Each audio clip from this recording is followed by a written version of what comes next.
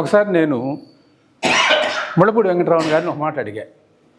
Sir, మీరు అప్పుడు ఎప్పుడో రాజకీయ బేతాళ వంశవింశతిక అని రాశారు కదా, ఇప్పుడు రాజకీయాలు ఇట్లాంటి ఫామ్ తీసుకున్న తర్వాత ఎందుకు రాయలేకపోతున్నారు, దాన్ని ఎందుకు మీరు కంటిన్యూ చేయకూడదు అన్న.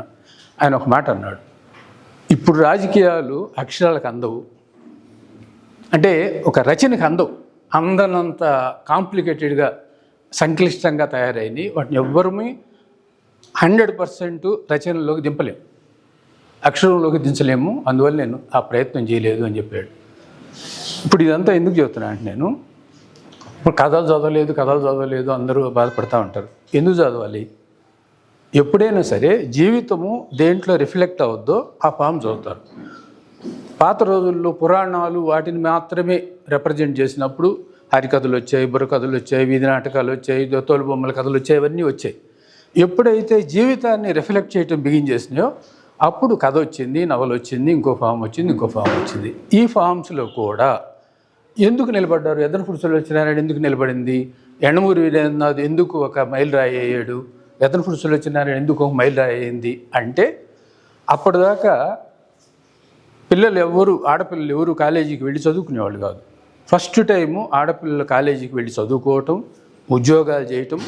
అప్పటిదాకా తల్లిదండ్రులు వీడే నీ మొగుడు అంటే వాడి చేత తాళి కట్టించుకోవడం తప్ప, నాకు ఇలాంటి మొగుడు ఉంటే బాగుండన్న ఆలోచన కూడా లేడీస్కి వచ్చే పరిస్థితి లేదు.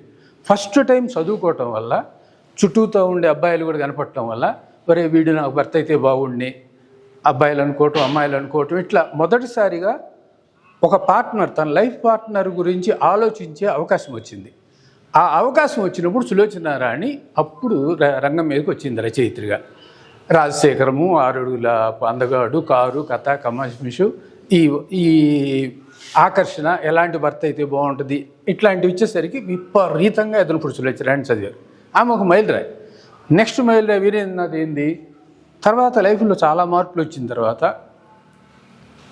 అంతకుముందు ఒక గ్రామంలో కొన్ని 100 ఏళ్లుగా రాని మార్పులు మన జనాలు చదువుకోవటం, అమెరికాలో పోవడంతో మార్పులు వచ్చాయి. ఒక ఊరిలో ఒక రైతు ఉంటాడు, రైతు కొడుకు రైతులాగే, వాడికి 50 ఎకరాలు ఉంటే అదే లైఫ్ స్టైల్, ఎన్నేళ్ళైనా. 2 ఎకరాలు ఉండేవాడు అదే లైఫ్ స్టైల్. కానీ ఇప్పుడు ఏమైన తర్వాత ఈ 2 ఎకరాలు ఉండేవాళ్ళు అబ్బాయి ఒక్కసారి అమెరికా పోయేసి వాడు డాలర్లు పంపించగానే వీడు 50 ఎకరాలు కొట్టడంతో లైఫ్ స్టైల్ మారిపోయింది, అదృష్టాలు మారిపోయినాయి. అందువల్లే అంతకుముందు లేనంత దేవుడి పిచ్చి, వాస్తు పిచ్చి ఎందుకు వచ్చాయి అంటే, ఉన్నట్టుండి ఒక్క అదృష్టంతో జీవితం మారిపోయేసరికి, అరే వాడిలాగా వాడికి పట్టిన అదృష్టం మనకి ఎందుకు పట్టకూడదు, వాళ్ళ అబ్బాయిలాగా మా అబ్బాయి అమెరికా ఎందుకు పోకూడదు, ఇట్లా ఈ లెక్కలు అనే దాని మీద వచ్చేసరికి మీకు వాస్తు పిచ్చి, అంతకుముందు లేని వాస్తు పిచ్చి ఇప్పుడు ఎందుకు వచ్చిందండి? ఎందుకే వచ్చింది? ఆ లెక్క మీద మనకు కూడా లెక్క తగిలితే బాగున్నాం. లెక్క తగలాలంటే ఏం చేయాలి? ఇప్పుడు లాటరీ టికెట్ కొన్నాడు, దేవుడి పటాలు అక్కడ పెట్టేది దండం పెట్టుకొని వస్తాడు.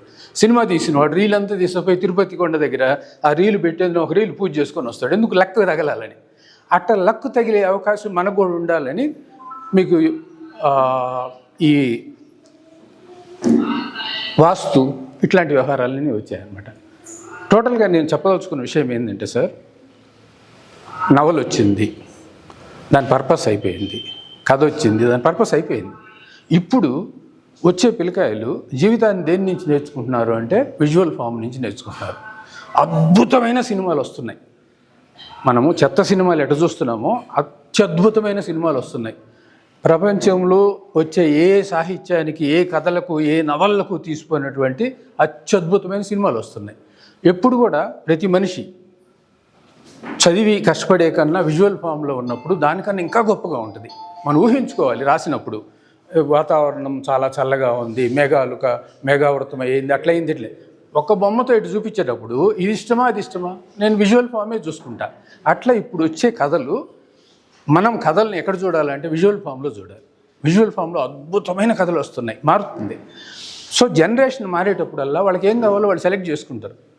అట్లా సెలెక్ట్ చేసుకొని ఇప్పుడు విజువల్ ఫామ్లో విపరీతంగా అద్భుతమైన కథల్ని చూస్తున్నారు, ఎంజాయ్ చేస్తున్నారు. Thank you very much.